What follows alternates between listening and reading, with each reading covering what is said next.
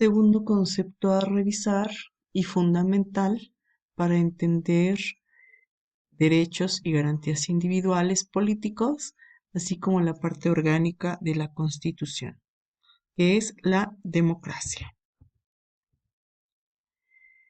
Democracia, si la buscamos en un diccionario, nos vamos a encontrar concepto, que es demos, que puede traducirse como pueblo, y kratos, que puede traducirse como poder. El poder del pueblo para el pueblo. No puede haber poder si no es un pueblo soberano, conocedor de sus obligaciones y derechos ciudadanos. Y cuando los conoce, ejerce su poder soberano. Pero este ejercicio debe ser organizado y debe de tener obviamente ciertos fines. Y ese poder organizado propiamente entonces es democracia. Democracia, otros conceptos, se le atribuye a forma de gobierno contraria a autoritarismo o totalitarismo. Autoritarismo, pues es que se impone una persona o un sistema. O totalitarismo es que se impone a todo un territorio, a todo un pueblo, y no hay otra forma de gobierno u otra forma de toma de decisiones. Robert Dahl, uno de los principales politólogos de nuestros tiempos, en 1989 habla de que democracia garantiza la amplia participación política de la población adulta. Y aquí nuevamente insisto en algunos conceptos. Participación política pues se refiere a la toma de decisiones no para mí, sino para el bien común, eso es la política. Y de la población adulta pues bueno, se refiere a esta población que tiene cierta racionalidad, criterio y valores ciudadanos que permiten pensar en el bien común. Roberto Sartori, otro de los principales autores contemporáneos, dice que es un sistema ético. ¿No? Aquí hay una gama importante de valores. El valor de la equidad, de la libertad, de la justicia. Entonces es un sistema ético-político en donde la influencia de la mayoría es confiada al poder de las minorías mediante un sistema electoral. Las mayorías se refiere principalmente, nuevamente, a esta población informada, activa y proactiva. Abraham Lincoln, este es un concepto muy viejito, le atribuyó otro momento a este concepto básico de diccionario y se lo definió como el gobierno del pueblo, por el pueblo y para el pueblo. Es decir, nosotros no podemos pensar en un proceso de democracia sin que las decisiones de gobierno, es decir, para administrar, para generar el bien común, es decir, para gobernar, salgan de un miembro que ha vivido algún problema, que es partícipe de un grupo social, que es partícipe de una carencia. Entonces es muy importante que alguien que ha sido afectado por una situación sea el tomador de decisiones. A eso se refiere esta primera parte, el gobierno del pueblo, por el pueblo. No es una decisión de uno mismo, el representante del pueblo no se propone y se impone. Tiene que ser elegido por los miembros de la comunidad, por los demás, por los que también van a ser beneficiados de esta toma de decisiones. Y obviamente, ¿no? En esta elección, pues va implícito el resto del pueblo. Que ahí entran, por ejemplo, la población infantil o la población de adultos mayores o discapacitados, en donde no son tomadores de decisiones, no participaron en el proceso de elección, pero que al final van a recibir los beneficios de un proceso o elección democrática. ¿Por qué? ¿Por qué la democracia? Aquí les tengo un esquema de la importancia, su enfoque, los procesos que estamos viviendo hoy día. La democracia tiene principios teóricos. A partir de ellos, en la historia de la vida política de los estados-nación se crean procedimientos que también tienen que ver mucho con su historia de estado-nación. Posteriormente, ya que se empiezan a fortalecer o a nutrir los marcos jurídicos, pues se establecen normas. Y a partir de ello surgen valores democráticos. Vamos a revisar cada una de estas partes. La democracia como principios. En alguna parte de la historia se aprendió o se promovió o se fomentó o se observó que las decisiones se toman por la mayoría. Es decir, las primeras organizaciones democráticas instituyeron que la toma de decisiones fuera por la mayoría. La mayoría hoy día se escribe como el 50 más 1. 50% más 1 ya es mayoría. Es una soberanía popular donde el pueblo manda. Es decir, es un pueblo, es un poder que emana del pueblo, de un pueblo soberano o popular, en donde ellos establecen qué decisiones tomar. Otro principio es que es una división de poderes. El poder se comparte. ¿A qué se refiere esto?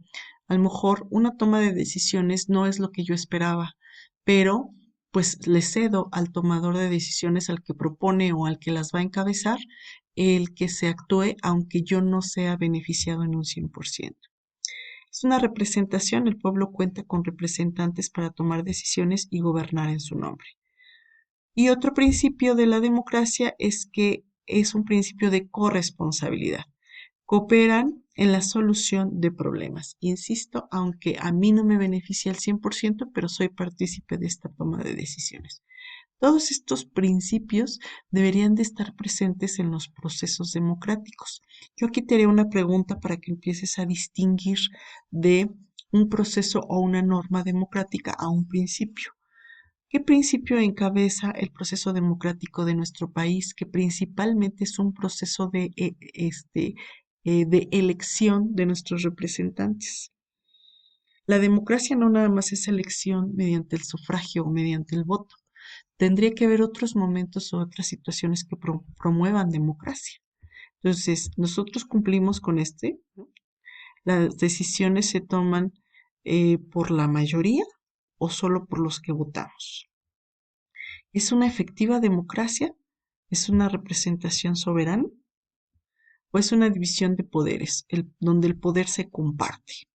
Se comparte con al que yo le doy mi voto y él toma las decisiones. ¿O es una representación en donde el pueblo cuenta con representantes para tomar decisiones y gobernar en su nombre? Creo que este principio, este tercer principio, es el más común en nuestro sistema democrático. Difícilmente hay una corresponsabilidad, cooperan en la solución de problemas, pues no siempre. Bueno, ahora, a partir de estos principios es que en los estados-nación se han generado o diseñado procedimientos. Uno es el diálogo, otro es la participación, la otra es la construcción de consensos, es decir, se van tomando decisiones entre todos. El tercer procedimiento es la elección periódica de representantes y autoridades mediante el voto. Creo que se caracteriza más a nuestro país. Otro tercer procedimiento es la rendición de cuentas. Apenas nosotros estamos empezando hace pocos años con la rendición de cuentas. Recuerdan que, por ejemplo, en el tutorial de la parte orgánica les hablo del órgano superior de la fiscalización. Él da cuentas del dinero que se gasta en México. Por eso les digo que es muy reciente esto. O una renovación de mandato. Creo que este tercer proceso y este último son los que caracterizan a nuestro sistema democrático. Se establecen normas en el marco jurídico, en nuestro orden jurídico. Es una competencia regulada por las leyes. Hay límites al poder de los gobernantes y representantes. En nuestro caso, pues son los periodos de 6 años o de 3 años, dependiendo el representante del que hablemos. Hay un respeto a los derechos de las minorías. Hoy día hay muchos canales de inclusión de minorías para que no prevalezca en estos procesos democráticos la voz de las mayorías. Hay reglas para la expresión a las inconformidades y los desacuerdos. Pues como que ese no está muy presente en nuestro país. Y por último, ¿qué valores generan a la democracia y a la hora de aplicarla y desarrollarla adquirimos a partir de la democracia. El de la legalidad, respeto, justicia y equidad, libertad, igualdad y política, responsabilidad, cooperación, pluralismo, tolerancia, convivencia en la diversidad, paz social y solidaridad, más muchos otros valores. Bien, por último, esta es una tabla que me encontré en un artículo de Hurtado. Habla de la democracia en el sistema político en México, este artículo de investigación, y resume aquí cuál es más o menos la historia de nuestro sistema democrático. Mira, el más común ha sido en el ámbito electoral. Nosotros contamos con credencial para votar con fotografía y este se instaura a partir de 1990 que se crea el INE y antes IFE, hoy INE. Un segundo momento en cuestión electoral de nuestra vida democrática es la segunda vuelta. ¿A qué se refiere? Cuando no queda claro el 50+1 o que alguien no alcanza el 50+1. Es decir, puede haber 3 candidatos y si cada uno de ellos obtuvo el 10% del electorado, significa que no hubo una participación del padrón electoral de manera importante y quedó como repartido el poder. Entonces, entre los que tienen más votos, en ellos se hace una segunda vuelta para ver quién es finalmente el elegido. Elección de candidatos no registrados. Nuestro sistema político obliga a que los candidatos se deben de registrar para una contienda electoral y ha habido entonces algunos casos, en el 98 y 2004, en donde se votó por algún candidato no registrado, ¿sí? Esto hasta ahorita el INE sí está formalmente constituido. Estos dos procesos no se han contemplado, no se han instaurado en nuestro marco jurídico. En cuanto a candidaturas independientes, en los últimos años ha tenido un peso muy importante. Se refiere a aquellos que no pertenecen a un partido político, sino que solitos se postulan y la gente vota por ellos. Disminución del financiamiento público a partidos políticos. Se dice que en estricto sentido una efectiva democracia pues no debería contener dinero para campañas políticas. Si es legítima, la gente debería de conocer a los candidatos y votar por ellos. No se necesita de dinero para partidos políticos. Bueno, ve cómo en México ha habido todas estas figuras electorales en el tema de la democracia. Hay otros temas de democracia que no necesariamente son en procesos electorales, como es el plebiscito, que es el voto o la participación en cuanto a un tema, no necesariamente de elección de nuestros representantes, sino de elección de algunas situaciones. El referéndum, que es imponer una ley o promover una ley o cambio a ella, abrogarla o derogarla, que no necesariamente pase por el proceso legislativo en manos de los legisladores, sino que es de la ciudadanía hacia el cambio de la ley. La iniciativa popular, que es que un grupo de ciudadanos haga o diseñe una propuesta de política pública, una propuesta a una solución derivada, que resuelva un problema. A eso se refiere con iniciativa popular. Revocación de mandato, pues es quitar a alguien de su cargo y que esto sea por presión o por iniciativa de grupos ciudadanos. La consulta popular pues, es una herramienta que ha utilizado mucho López Obrador, que es para él tomar sus decisiones, busca legitimar esas decisiones a través de una consulta, que no parezca que es una indicación o una determinación de él. Audiencias públicas es que se abren las puertas del gobierno a grupos de personas para escuchar sus demandas y tomar decisiones. Primera alternancia en el Poder Ejecutivo se refiere a que por primera vez queda un representante de un partido que no ha sido el que históricamente ha estado en los cargos de elección popular, como en el caso de México, que siempre prevaleció el PRI y cuando llega Vicente Fox era un candidato de otro país. Eso se llama primera alternancia.